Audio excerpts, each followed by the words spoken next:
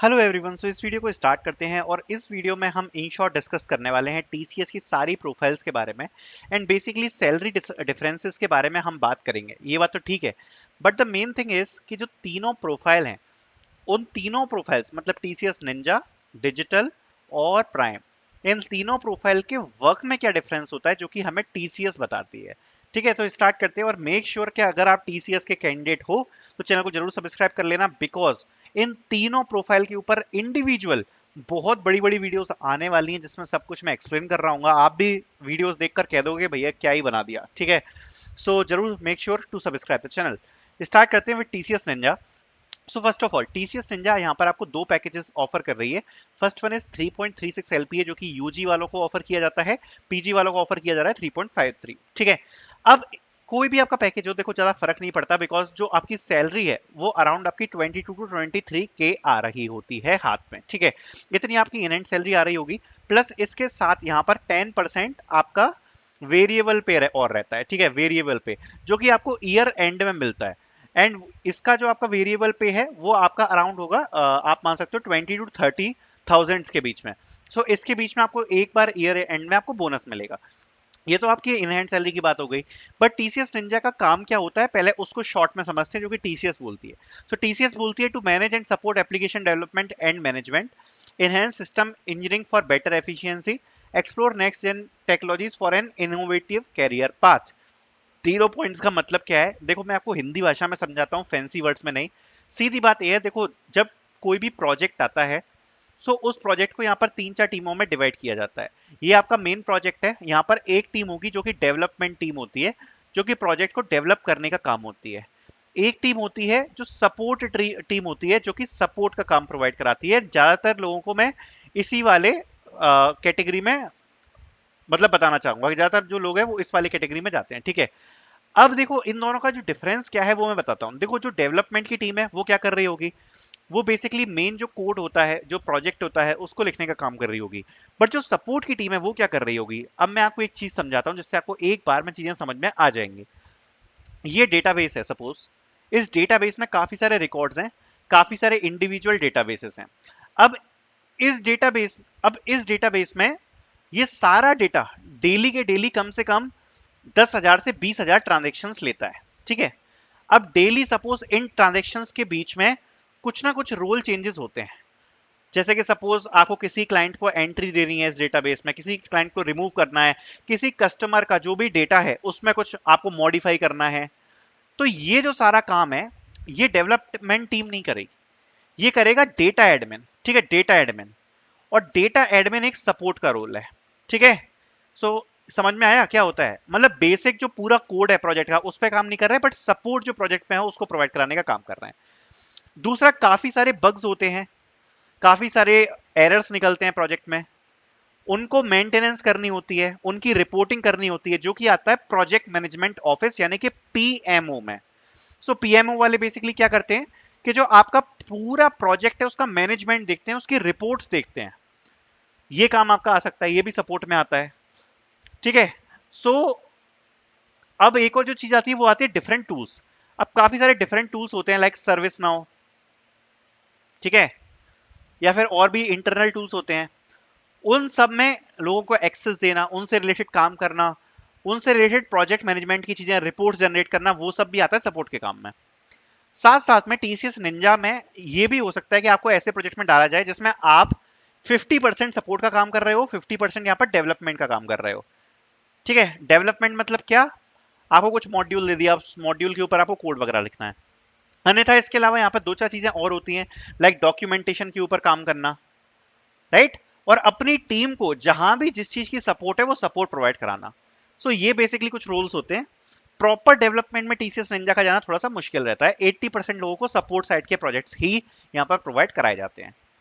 अब बात करते हैं टीसीएस डिजिटल की, जो कि 7 एलपीए एंड 7.03 एलपीए ये प्रोवाइड कराता है। इनहैंड सैलरी आपकी 46 टू 48,000 आती है।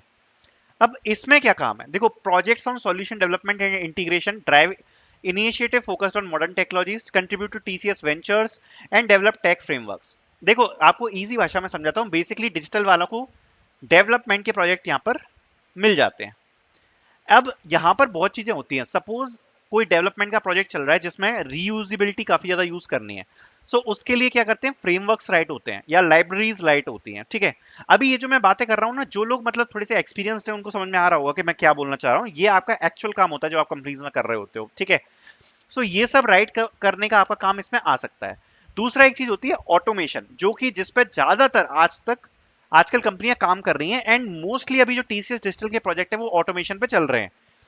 सो ऑटोमेशन पे क्या होता है कि बेसिकली कोड का कोई टास्क चल रहा है, जैसे कि सपोज आपका एक कोई सिस्टम है, उस सिस्टम में डेली आपको 10 रिकॉर्ड्स क्रिएट करने हैं जो कि मैन्युअली होते हैं। तो अब आप सेलेनियम का यूज करके या कुछ और चीज का यूज करके कुछ ऐसा कोड राइट कर रहे हो जिससे ये टास्क आपका डेली बैकग्राउंड में हो जाए और ऑटोमेट हो जाए। सो ये इस टाइप की चीजें होती है ना, वो काफी सारे प्रोजेक्ट्स हैं जो डिजिटल में मिलते हैं। बाकी डेवलपमेंट का काम भी होता है जो कि डिजिटल वाले हैंडल करते हैं, लाइक जो क्लाइंट डेवलपमेंट आते हैं प्रोजेक्ट, मतलब जो प्रॉपर एप्लीकेशन डेवलप करनी होती है, उसमें जो बेसिकली सीनियर्स होते हैं जिनको लगभग 1 से 2 साल का यहाँ पर एक्सपीरियंस होता है, वो यहाँ पर काम कर रहे होते हैं। बट जो डिजिटल वाले होते हैं वो भी प्रॉपर वहां पे मॉड्यूल्स वगैरह काम करने का काम स्टार्ट कर देते हैं जब उनको प्रॉपर ट्रेनिंग मिल जाती है उसके बाद, मतलब हेल्प कर रहे होते हैं बेसिकली एप्लीकेशन डेवलपमेंट में। तो जो डिजिटल का काम है वो यहाँ पर एनहेंस होता है, सपोर्ट का काम भी यहाँ पर थोड़ा बहुत मिल जाता है, लेकिन डेवलपमेंट पे भी एक अच्छा काम कर रहे होते हैं टीसीएस डिजिटल वाले। एंड साथ साथ में जैसा मैंने बताया, ऑटोमेशन हो गया, नई टेक्नोलॉजीज के ऊपर कोड लिखना हो गया, लाइब्रेरीज लिखना हो गया, फ्रेमवर्क्स लिखना हो गया, डीबगिंग हो गई। डीबगिंग छोटा मोटा काम नहीं है, बहुत कॉम्प्लेक्स काम है। सब इवन मैं कहूंगा कंपनियों में 50% जो काम रहता है डीबगिंग का ही होता है। सो बहुत बड़ा काम है, और काफी सीखने को मिलता है डीबगिंग से, मतलब आप बहुत ज्यादा टेक्निकल स्ट्रांग हो जाते हो। तो ये सब काम बेसिकली टीसीएस डिजिटल में असाइन हो जाते हैं। देखो, अगर कोई ये सोच रहा है कि आप जैसे ही जाओगे तो आपको एक एप्लीकेशन डेवलपमेंट का काम दे दिया जाएगा, तो दैट इज नॉट पॉसिबल, क्योंकि एटलीस्ट 2 से 3 साल का यहाँ पर एक्सपीरियंस लेना पड़ता है, जो पूरी एप्लीकेशन का जो कोड वोड राइट कर रहे होते हैं उसको समझने के लिए। क्योंकि बहुत सारी चीजें होती हैं कंपनीज में, जो कोड करने का तरीका होता है वो काफी ज्यादा अलग होता है। सो वो एक्सपीरियंस के साथ आता है। इसलिए ये मत सोचना कि डायरेक्ट ही आपको प्रॉपर आप कोड और एप्लीकेशन बनाना स्टार्ट कर दोगे, but gradually you will start working on the modules and you will start working on it. Then talking about TCS Prime, which is offering 9 LPA and 11.5 LPA, in end salary will be around 60K. यहाँ पर क्या होता है basically, you will be working on complex project with advanced technologies and algorithms and tech automation robust security practices.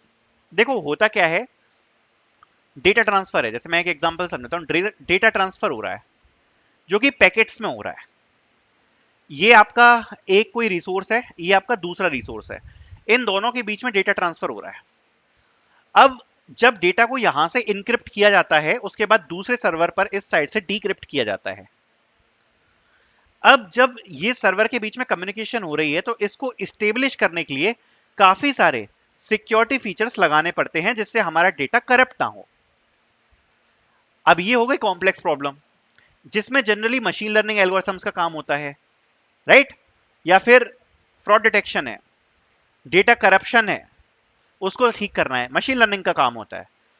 इस type के जो complex projects हैं, या फिर जैसा डेटा ट्रांसफर का मैंने आपको एग्जांपल दिया, या एक प्रॉपर किसी टूल का ऑटोमेशन हो रहा है, ऐसे टूल का ऑटोमेशन जो कि काफी सारे काम को ऑटोमेट कर सकता है। फॉर एन एग्जाम्पल एसएपी का जो टूल्स है उनका ऑटोमेशन हो रहा है। So that can come into TCS Prime because it is a complex problem. Also, कोई कॉम्प्लेक्स प्रोजेक्ट है जिसमें काफी सारा डेवलपमेंट होना है, एंड इससे पहले ऐसा डेवलपमेंट प्रोजेक्ट्स नहीं बने हैं, कंपनी कुछ फ्रेशली प्रोडक्ट को डेवलप कर रही है, देन टीसीएस प्राइम के लोगों का काम होता है। यहां पर आपको ट्रेनिंग दी जाएगी, ट्रेनिंग के बाद आप सीधे टेक लीड के साथ काम कर रहे होते हो।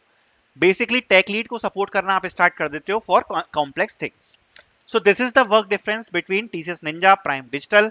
Also I talked about the salaries. I hope ये वीडियो आपको पसंद आई होगी। बहुत डिटेल में और वीडियोस आपको देखने को मिलेंगी बहुत जल्दी।